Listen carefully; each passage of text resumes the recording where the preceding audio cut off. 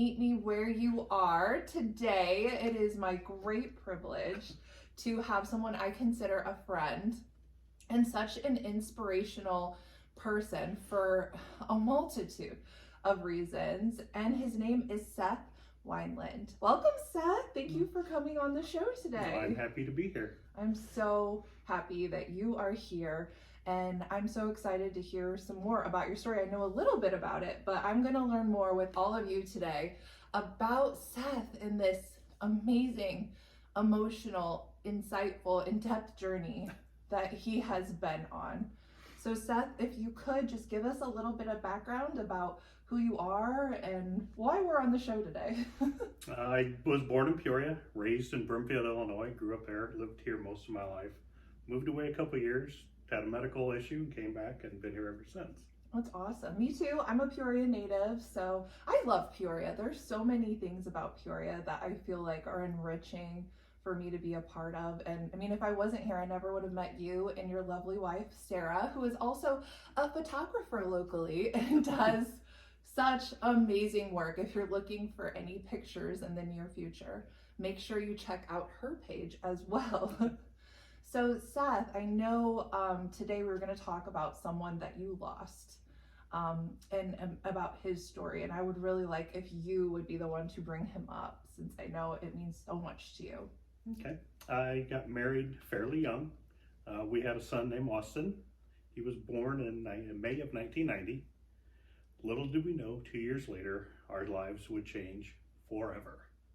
He was on vacation with his mom in Ohio, who was a nurse at a pediatric hospital. He developed flu-like symptoms throughout the week, getting worse and worse. Finally took him to the ER. They did some scans, found out he had a brain tumor. I get the call, I need to go to Ohio. I called my dad, and my dad drove me there. We couldn't get there fast enough. It's only 5 hours to Dayton, but it was the longest 5 hours of my life. We get there, and they tell us what he has. So we didn't have Google then, so we just had to rely on what the doctors told us, and it's a very rare brain cancer called an anaplastic ependymoma, which is a very rare, very deadly cancer. So his first surgery, they put in a shunt to relieve the pressure on his brain, and then they did, I don't remember what they called it, but it was brain surgery like at the base of his skull here. And it was a 12.5-hour surgery to remove the tumor. After he had healed and he was well enough to travel back to Peoria, we came back to Peoria. Our first stop was St. Jude. They welcomed us with open arms, and they're like family. They still are to this day. I'm still friends with a lot of his nurses. He went through treatment, chemo, as a little 2-year-old, and it took its toll. I remember one time he woke up and he grabbed a handful of hair off his pillow and said, "Put it back." You know, what are you supposed to tell, your 2.5-year-old that he's not going to have any hair after long? But we went to St. Jude, and then for like 6 months we did chemo. We thought his cancer was gone. Into 93, early 93, we found out it was back. So we went to St. Francis, and the neurosurgeon said, "Oh, we're just going to go in and we'll get what we can, we'll try and get it all." After his 12.5-hour surgery in Ohio, the doctor came back in within an hour. He's crying, and he's like, "I can't get any more." He goes, it's everywhere.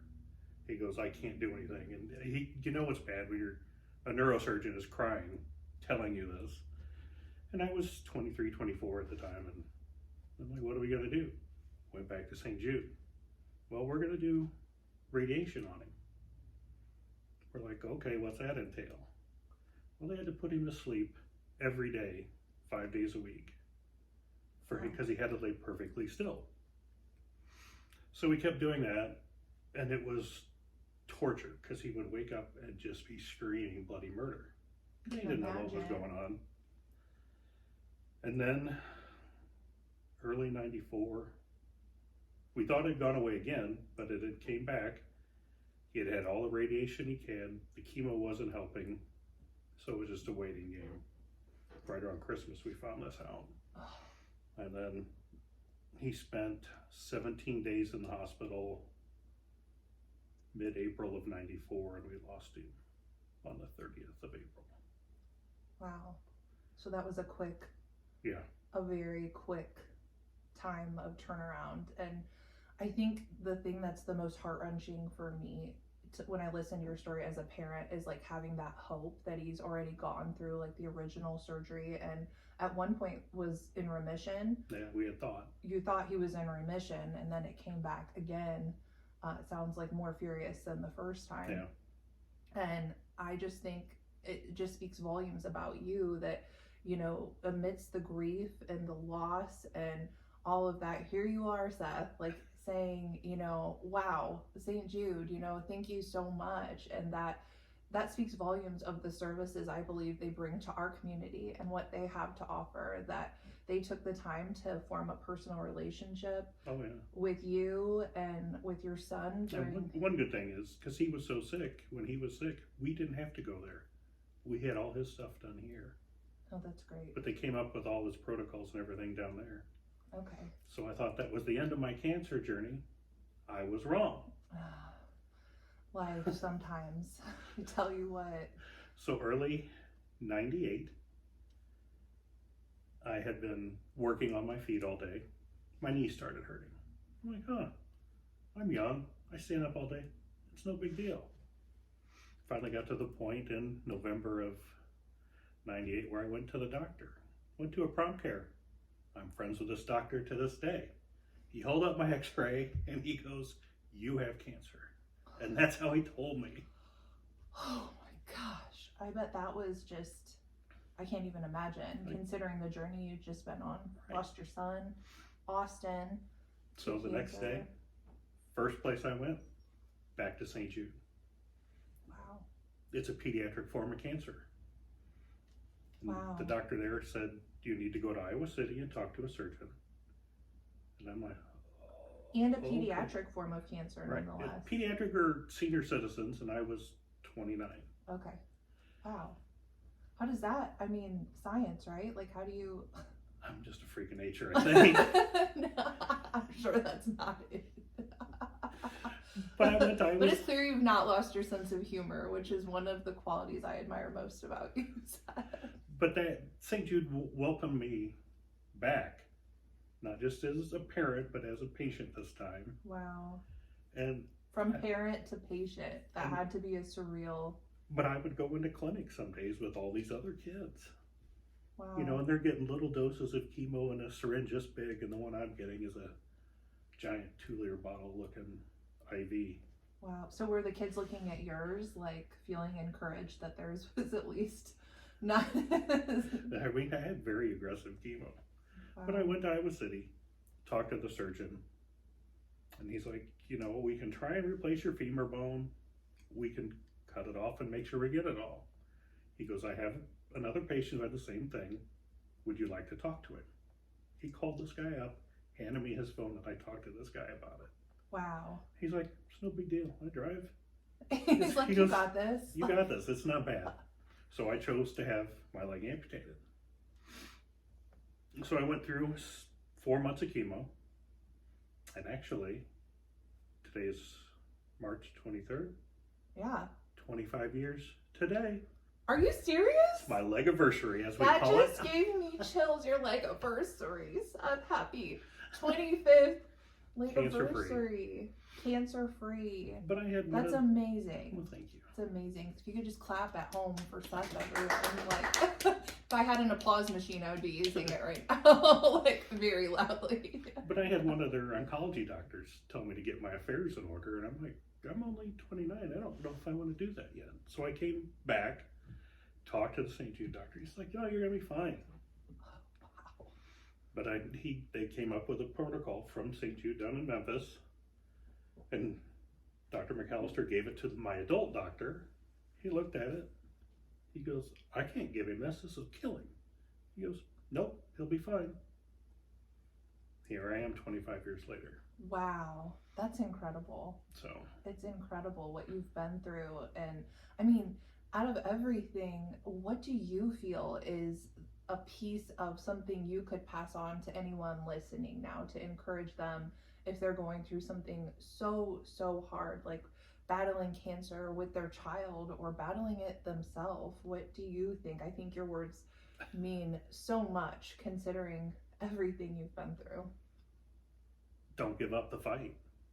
I mean, Austin, he didn't give up the fight till the very end.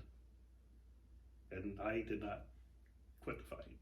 But St. Jude is still a part of my life. I've answered the phones at the telethon for nearly 30 years. It's incredible. We did a golf outing in Austin's memory for 15 years. Wow. My friends got me hooked up in the Bartonville run. I support the runners for that. And then during the day, and then at night I go do the telethon. That's amazing. You're truly someone who walks the walk and talks the talk. I feel like you are someone that needs to be spotlighted in our community, which is why I really was so excited that you were going to come and share such a tremendous story of hope and healing. And I know would you care to share a little bit about Sarah and how your relationship with her has continued to flourish and encourage you to be the person you are today? So my first wife, we got along for Austin's sake, and then we parted ways. And then I did my own thing with St. Jude and kind of cut her out. Sarah pushed me back in to bring her back in, and now we're all great friends to this day. I love that. She answers the phones with me every year, and she comes down to watch us. We make fun of her. I'm sitting up there and the phones are ringing. I feel like you two are such a powerhouse couple for the community and all the ways you try to support, the causes that we have here locally, especially St. Jude. You stepping up and taking your story to the next level by supporting an organization so near and dear to your heart is something that I would love to see every community member in Peoria and, internationally for that matter, go ahead and step up and fill the gap where, you got help. Go out and help other people. And I'm just so honored to talk to you about how you embody that. And it really is, I think, commendable that I feel like you are so humble. And I think you truly have made such an impact in my life and journey because you still have such a spirit about you that is like so warm, genuine, and just, you're not giving up. And I think you are honoring Austin's legacy and memory by being that to so many out here. And I just know that people watching this show or just interacting with you on a daily basis are feeling encouraged and uplifted. And what more, could we bring to our lives than that? Do you have anything else you'd like to share about your story or your journey today with us? I will never stop supporting St. Jude. They gave me more time than I could have ever hoped for with Austin, and they've saved my life. It's incredible. And there's so many kids that have had the same thing that have not succeeded their battle, and I'm here to rally for them, behind them, even though they're not here. It's amazing. Thank you so much for coming today and sharing your incredible story with us, Seth. You're amazing, and so is your wife, and I couldn't be happier to call you friends. Well, thank you very much. I'm glad I could come do it. Thank you, and happy 25 leg anniversary.